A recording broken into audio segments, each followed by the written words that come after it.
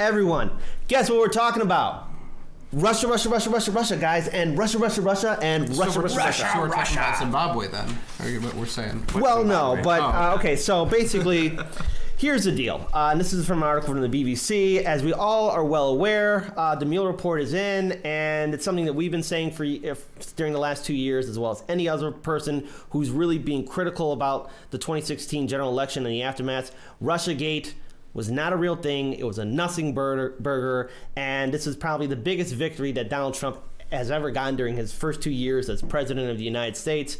The RussiaGate story basically shows, or the RussiaGate document basically shows that there was no collusion between the Trump administration as well as anyone from Putin's administration. It proves that without a shadow of a doubt that this was a waste of manpower and resources that we'll never see again. I feel sorry. I almost pity anyone who wasted 2 years of their lives trying to prove that RussiaGate was a real thing. And now more than ever, we're actually seeing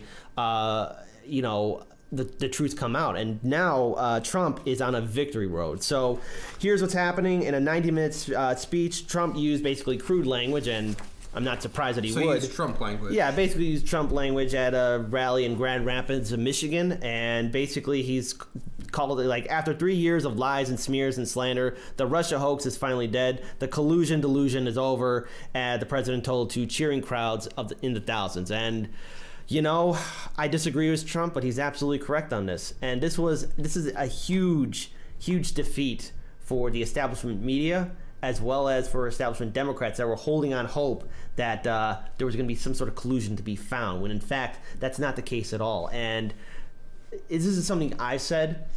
If you want to beat President Trump, don't hold out hopes for an impeachment or the proof that RussiaGate was a thing. No, you don't do that. You have to challenge him on policies and actually really defeat him and earn public support.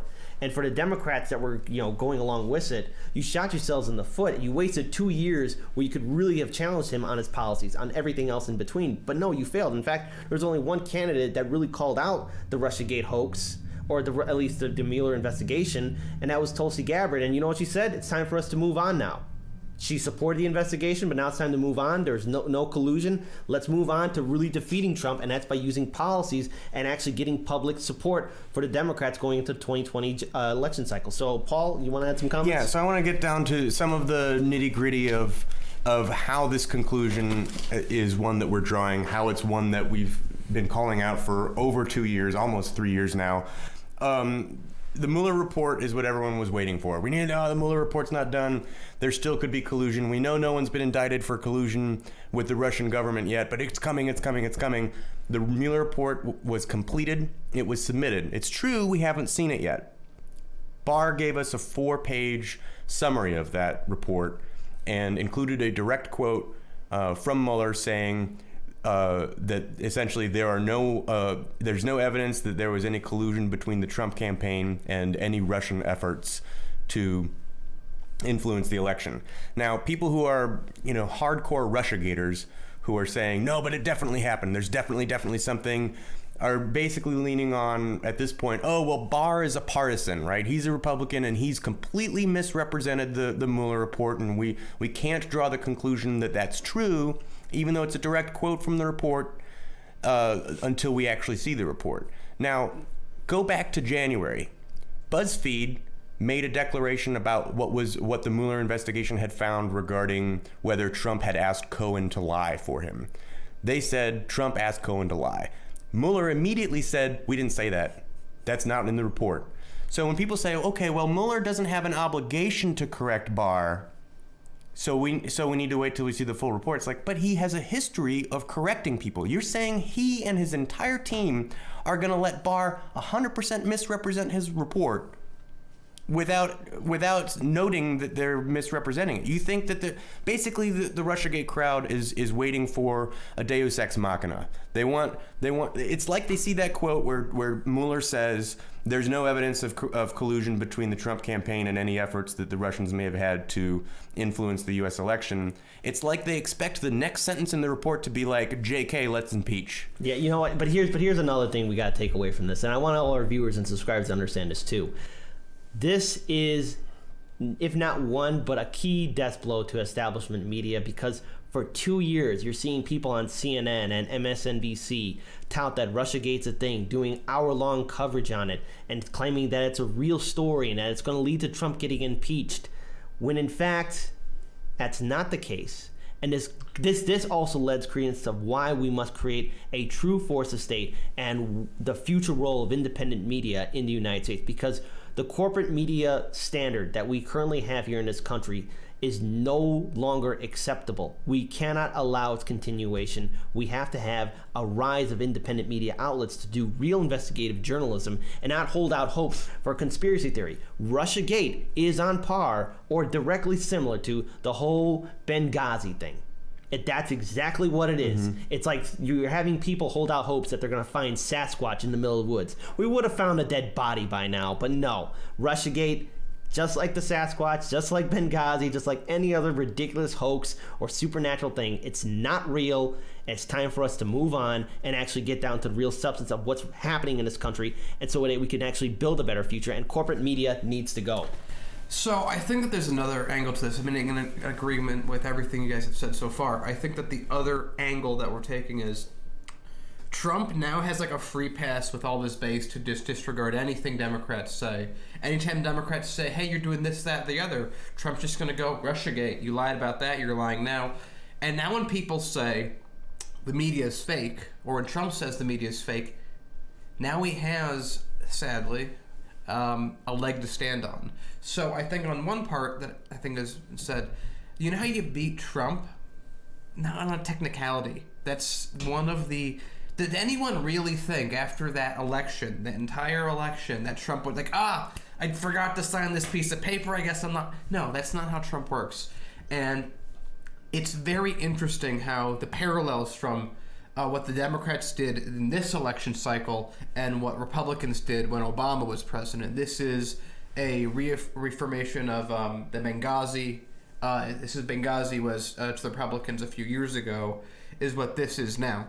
It's a nothing burger. Now, the real issue with this is that by focusing on RussiaGate for as long as they have, they've missed the real thing that could have taken down Trump, which is policy.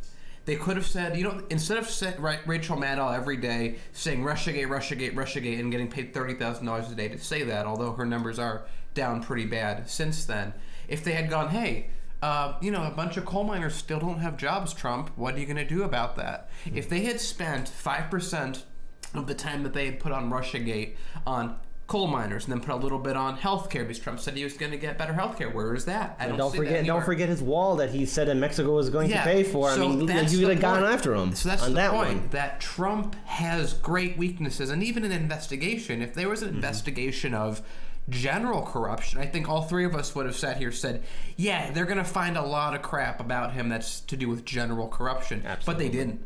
They went through, because the real reason that RussiaGate was so important to so many people is it's the only single event that would exonerate Hillary Clinton, make the entire media's way of dealing with the previous election understandable from their point of view. It's the only thing that you could possibly get Trump out. It's the only thing that would have been a silver bullet for everything that they were dealing with. If you don't have that silver bullet, then what do they have to do? The Democrats have to accept that they botched the primary and stop deflecting from it. The news has to accept that they aired Trump's empty podium at the cost of Bernie Sanders with 30,000 people watching. And if they had to do that, which is now going to be harder for them not to do, it makes them look worse. But they've dug themselves so deep into this RussiaGate hole. It's just like what happened with the election. They dug themselves into a grave and they're like, we're still alive and healthy. All right, Paul DuPont, your final comment? Yeah, I feel compelled whenever we talk about this story to make our general position, I think we all hold a similar position with regard to RussiaGate stuff, to spell it out very clearly, because often it gets misrepresented. We're not saying that there's no evidence of criminality. We're not saying that we won't see any evidence of obstruction of justice or perjury, or that crimes weren't committed, financial crimes and things of that nature. I think there's a pretty strong likelihood that after Trump is out of office, the Southern New York District will have some pretty major criminal claims against him, and he likely will be indicted. What we're saying is, with regard to the specific claim that Russia coordinated with the campaign to influence the election, there has been nothing along the way other than pretty thin circumstantial evidence. There's been nothing solid along the way to do that. And I feel compelled to point that out because people will often say, well, there might be obstruction of justice. And it's like, right, we didn't say there wouldn't be. Right. We just said that with regard to this claim, it has appeared to be false for the entire time, and it still appears to be false. And it's not just that it was false. It was like, if you had like 50 baskets of food, it's like picking the one rotten basket of food. It's like there were if you wanted to take down Trump, every night media attack him on his policies or his lack of policies. They had 2 years of opportunity to do that, and they failed at it. Attack him on corruption. Democrats in Congress attack him on corruption and business deals. But they're not going to do that because the Democrats, to do that, they would have to open themselves up to the exact same attacks. And the media wouldn't do that because they're vapid anyway, and they don't want to talk about things because, and I'm going to quote Jimmy Dore on this one, and we've seen it now, they will always prefer to have a Republican win than a progressive win. Absolutely. So final note, look, anybody can buy into our election. That's all thanks to Citizens United and the McCutcheon's decision. And that's a system we have. That's a system we have, and the only way we can really get a better system is by getting money out of politics. Hey, did you like that video? Give us a sub. Hit the bell for notification. You know how YouTube is. Check us out on Instagram, Facebook, Twitter, and of course, go to hardlensmedia.com. We'll see you next video.